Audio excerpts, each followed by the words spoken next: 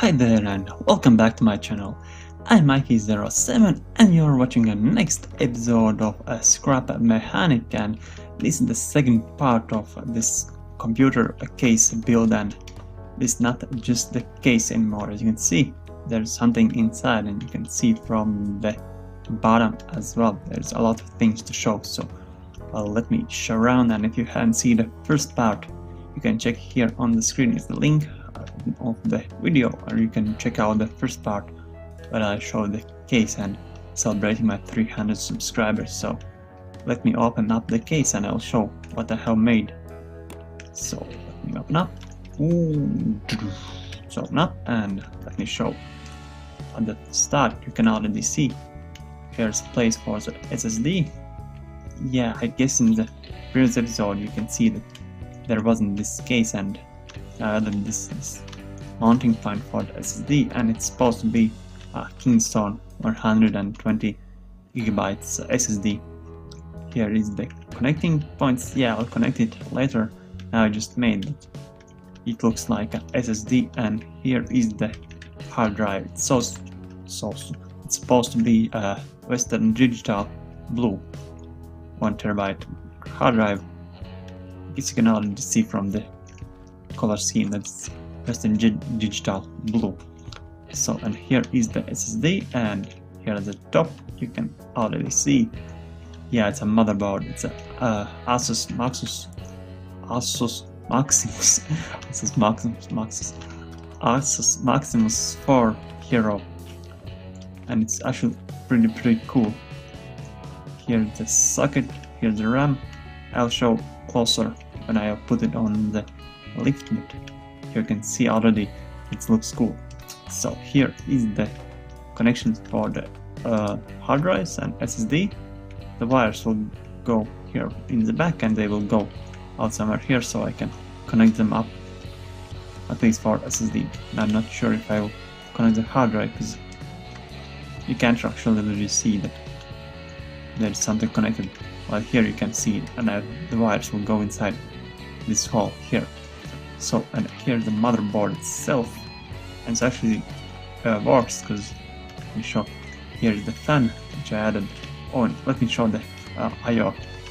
Yeah, I'm not sure I will put the I/O shield because it will block the view, because it's really hard to make this whole motherboard and then all the I/O, and that's actually fits, and the scale is actually pretty close because I look at these builds, how this motherboard looks like. In the computer case, they usually stops here where the power supply is starting, and it also stopping like a few blocks from these holes. So, and you can see here's also RAM. Yeah, I didn't put any brand RAM because then you couldn't see that it's RAM, and now it looks like a RAM. And this bad thing is usually when you buy these cheap RAMs, they have these labels, and now you know that this latch for the CPU when you install. Okay, let me put it on the lift so you can see it closer, but first let me actually turn it on. As you can see, here is the fan, here is the controller, and here's the buttons. Yeah, at start I put buttons for the start up there, but then each time to turn it on I had to go with the lift and then build it something up so I can reach it. So I moved the button here for now, but when I finish I will put it up there. Okay, let me turn it on and listen. You hear here is the horn. Yeah, usually when you turn on the computers they have this beeping sound. They usually have like a small speaker somewhere hidden. Some new computers they don't even have. It does mine have, so I added. And now you can see here's this spinning fan. Oh yeah, I can go higher because it's not on the ground, which I actually should put on the ground, attached to the ground, so I can get higher, but well, you can see it. And I'll put the motherboard on the lift. So here is the fan, and the funny part is, as you can see, it's actually spins really slow, but if I can I jump on? Okay. If I increase the speed, it actually kind of starts lagging. these small blades. Yeah, I'm using NGM mode propeller wings. They like sticking out, and then I don't know, game doesn't like something. I like these 24-pin wires, how they are made, and they make like a wire thingy. I will put it on the lift. And here's the motherboard. Yeah, tricky part is that I couldn't make this motherboard on the lift and then attach it inside the case. I had to make it inside the case and then duplicate the case and detach the motherboard, because for some reason you can't weld such a big piece together. Alright, and let me show the motherboard itself so you can see it's pretty detailed. Let me actually attach it to the ground so I can use a lift to show more closer. I can put it down. Can I now? Okay. Let's attach it while it's not on the ground and it's got legs, and of course it fell on the block. Let me just get on the other block. So let me weld it on. Yeah, it tips over if I leave just on the ground. So now I can use the lift, and let me actually start with the IO. So let me get on the lift. So here is the speaker jack, headphones, subwoofer, line in, and something else.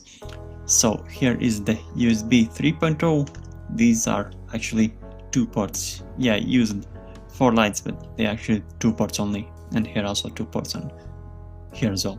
So this was also just 1 port, but looks like a 2 ports, and it's Ethernet jack. Here is just USB 3.0. Here this is built-in video card HDMI cable. This was optical cable something. Yeah, I don't know what it is, but it was optical something. Here's more USB 2.0. Here is the BIOS reset. Here is more USB, and this is for the keyboard and mouse. Yeah, on the real keyboard these 2 buttons are together in the middle, but as I can't make anything in the middle, I put 2 different plugins for the keyboard and mouse. So let me go around so I can show. Let me just go from the bottom. So, and here this yellow part is for the audio. Yeah, as you can see here on the real motherboard, it also has this yellow part which separates motherboard to the audio side. Yeah, this whole part is only for the audio with this, I don't know which brand amplifier this motherboard used, but this is the amplifier, and here is the condensers. I guess it's condensers for the audio and so on. So here is the jacks where you attach it, the front speakers, no, but the front microphone and front headphones jack. Here is the start, reset, and so on, and here is the BIOS direct access buttons. Here's the horn you already heard when I turned it on back there.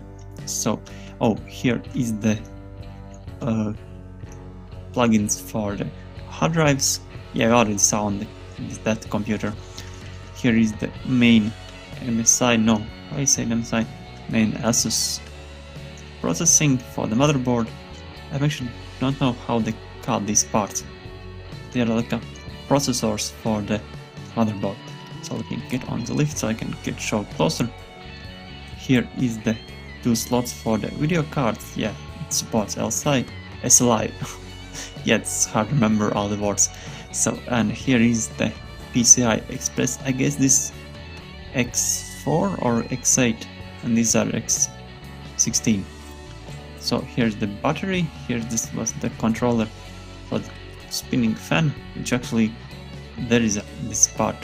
So here is the latch for the CPU. As you can see, I inverted at top. These 2 parts were attaches. Then you move from here, put in the CPU and close it down. Here is 2 RAM slots I already showed. Yeah, as you can see, it looks better like this, because if I would use some brand CPUs, no, but RAMs, they would have just like a box and it wouldn't look like a CPU. Why I say CPU again? Like a RAM. here at the top is two ports for the CPU fan and main chassis fan, which should be this one in the case.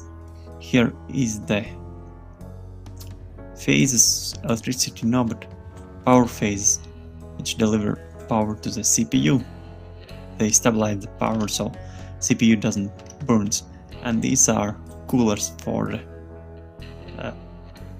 I forgot the names, but these are two coolers, and here's the yellow pipe like on the real computer, but on the real motherboard as well. And here's more PCI Express slots. These are X4, I believe. These two are X4 and this, I don't know. So yeah, basically like this, and here is this 24 pin. Oh, I didn't showed everything. Here at the top is the start and reset buttons, because this motherboard have dedicated buttons to start and restart without attaching the case buttons. And here's another screw place. Here this was, and I guess this was another fan jack. Here's some more condensers. I don't know how to spell it. And here's two red, but green buttons. They will turn on. They were attached. Let me show this one. Here at the top, those two lights are attached to the power button. So when I turn this on, this fan will start to spin. The horn will sound, and the green. I keep saying red. Green light will come on.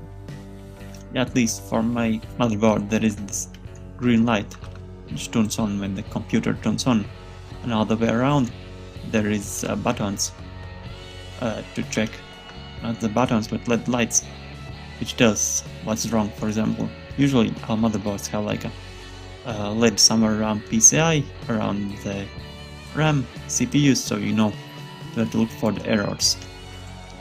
So yeah, and here's RAM for the other side. This is the 24 pin plug for the power. Here was another jack, I'm not sure what it is. So here is the for the hard drives, which I already showed. I really like these small ears for the RAM, which holds in, and then for the video cards. Let me go from the distance, and it actually looks like a real motherboard. Yeah, if you go in the distance and don't look, that there is no any labels on it, it looks like a real motherboard. Let me put the screen, but picture on the screen here now. See, it's exactly the same. It looks even better inside the case. Yeah, next part will be with the power supply and video card, or maybe just the power supply and some more details around. And in the fourth episode I'll put the video card, because I still haven't decided which video card I want to put in.